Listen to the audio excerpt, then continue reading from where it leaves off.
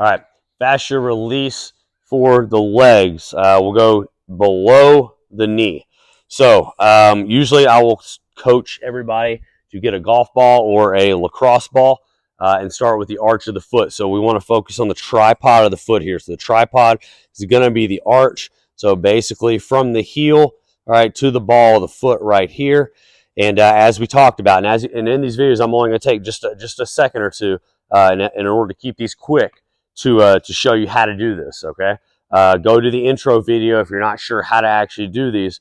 But in summary, you have to go through active ranges of motion. So with the foot, put a little pressure on the arch, find the area that's a little tender, okay? And then with here, you're going to go through flexion and extension of the toes, all right? So put a little pressure on it, flexion and extension of the toes, and feel that area kind of start to loosen up, okay? You are working a little bit of muscle in the region, you're working a little fascia in the region. Don't just roll around like this. There's not a whole lot of benefit of just rolling the heel out. You could kind of go over the toes, but typically the tripod of the foot is a great place to start. So that's your foot, all right? Coming into the calf, okay? You have two main muscles that make up your calf. You've got the gastroc, you got the soleus. The gastroc's kind of the big one up there. Soleus is more down here. Now, when you go through the calf, all right, you could just go on the ground like this. A lot of people like to have a little block to put their leg up on. That's fine. Either one, doesn't really matter. But you need to make sure that you get the entire calf. So make sure you get the gastroc and the soleus. I see a lot of people just want to focus on the gastroc or that upper part of the calf, and that's not right. You got to get the soleus, and you also have fascia that runs down through here. That superficial back line runs down in there, so you got to get all that. So put a little pressure on it.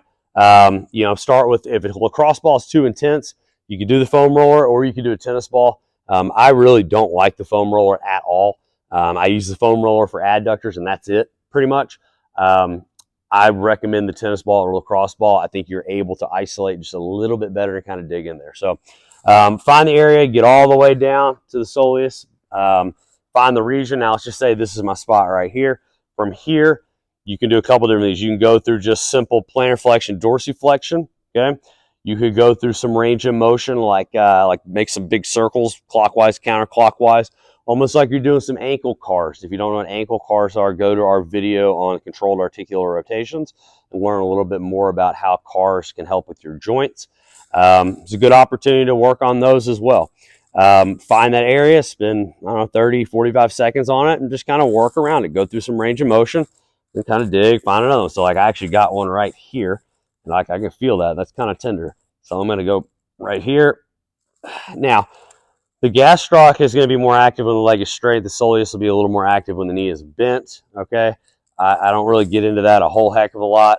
Like it's kind of going to be hard to do. I mean, I guess you could bend right here if you wanted to and kind of dig like that. But in general, I usually just coach my athletes or clients just to keep the leg straight on the ground. Spend a little time on it, work it out, and then moving on. You could go into the tib anterior to the shin. This one is pretty uncomfortable. It's not going to feel great. You could take that lacrosse ball or tennis ball, go through here, go through the same thing. That's when you may want to bend just a little bit, okay, and kind of go through and bust up right through here. So the tib, the anterior tib is going to be in this type of motion here. You're going to feel that a little bit more. You also go through some circles, though. Any type of range of motion on it is going to be fine, all right?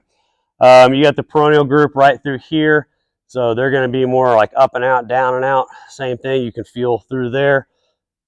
I don't usually see a lot of people do these, but it's still kind of beneficial. So kind of work through here and go through that big range of motion.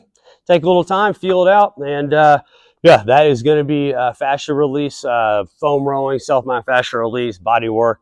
All the fancy different names for it. It's kind of all the same thing from the knee down.